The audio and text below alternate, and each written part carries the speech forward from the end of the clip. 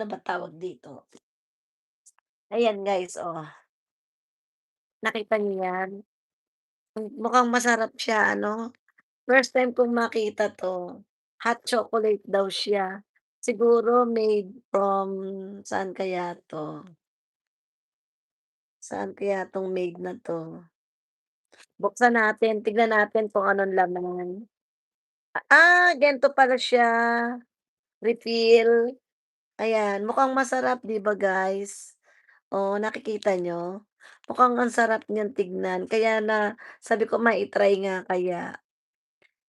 Oh, parang masarap siya ano, kaya bumili ako. Ano 10 pieces 300 yen lang, 300 yen, 10 pieces ayan guys, oh.